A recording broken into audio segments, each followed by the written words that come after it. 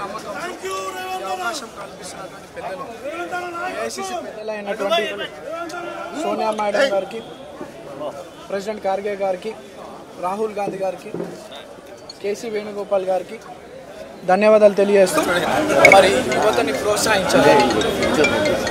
ప్రజాసేవలో నాకున్నటువంటి పట్టుదల సంకల్పం గురించి ఆలోచన చేసి యువతను ప్రోత్సహించాలని, ఏదైతే ఈ స్థానికంగా ఉన్నటువంటి యువకుల్ని ప్రజల కోసం ఉపయోగపడే యువకుల్ని ప్రోత్సహించాలని రేవంత్ అన్న ముఖ్యమంత్రి అయినటువంటి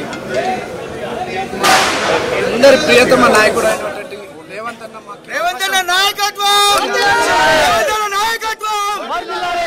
అవకాశం కల్పిస్తున్నందుకు మా ముఖ్యమంత్రి వారు రేవంత్ అన్నకు, ఇన్ఛార్జ్ మేడం మీనాక్షి నటరాజన్ గారికి, పిసిసి పెద్దలు మహేష్ గౌడ్ గారికి అండ్ విశ్వనాథం గారికి కూడా మనస్ఫూర్తిగా కృతజ్ఞతలు తెలియజేస్తూ ఏదైతే నమ్మకం పెట్టుకున్నారో ఆ నమ్మకాన్ని నిలబెట్టడానికి నిరంతరం కృషి చేస్తానని ఈ పోటీని ఎలా ఎదుర్కోబోతున్నారు? వాళ్ళకప్పుడు సరైనోడు లేకుండా ఈ విజయాన్ని కాంగ్రెస్ పార్టీ విజయాన్ని ఎవరు ఆపలేరు. అత్యధిక మెజారిటీతో మేము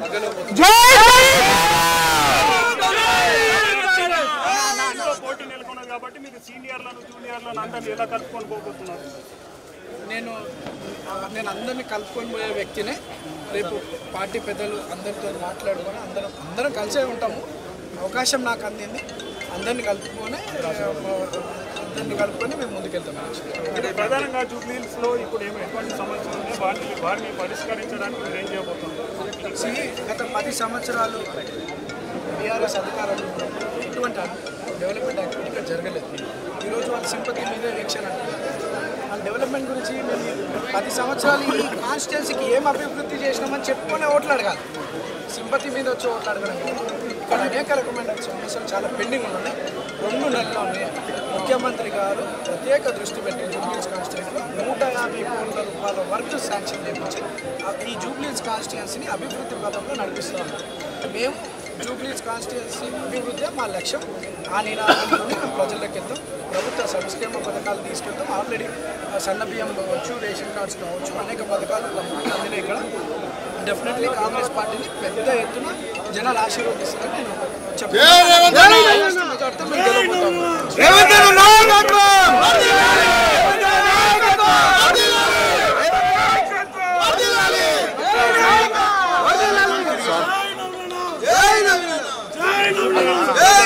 మిమ్మల్ని ఎమ్మెల్యేగా ఎదుర్కోవడానికి ఏమని చెప్తారు? జూబ్లీహిల్స్ ప్రజలు మిమ్మల్ని ఎమ్మెల్యేగా ఎదుర్కోవాలంటే జూబ్లీహిల్స్ ప్రజలు మిమ్మల్ని ఎమ్మెల్యేగా ఎన్నుకోవాలంటే వారికి ఏమని ధీమా ఇస్తారు, వాళ్ళు ఏమని కోరుతారు? ఈ ప్రాంత ప్రజలందరూ కూడా ఒక అవైలబుల్ రెస్పాన్సిబిలిటీ ఇచ్చే నాయకుడు కావాలని చూస్తూ ఉన్నారు. తప్పకుండా ఈ ప్రాంత ప్రజలందరినీ మేము సుపరిచితులమే. 40 సంవత్సరాలుగా మా కుటుంబం ప్రజాసేవలో ఉంది. ఈరోజు పార్టీ అండదండలతో అందరం కలిసి పనిచేస్తాము. ఈ సమస్యలన్నీ కూడా పరిష్కరిస్తాము. ఈ ఎలక్షన్ 5 సంవత్సరాలకి ఒకసారి ఎలక్షన్ వస్తుంది. కానీ ఇప్పుడే 2 సంవత్సరాలకి ఈ ప్రాంతంలో ఎలక్షన్ వచ్చిందంటే ఇది ఆ దైవ నిర్ణయం. ఇదందరూ కూడా మా జూబ్లీహిల్స్ కాన్స్టిట్యున్సీ ప్రజలకు తెలుసు ఎందుకు ఈ ఎలక్షన్ వచ్చిందో. అదందరూ బాగా తెలుసు. రేపు మీరు ఖచ్చితంగా మంచి మెజారిటీతో కాంగ్రెస్ పార్టీకి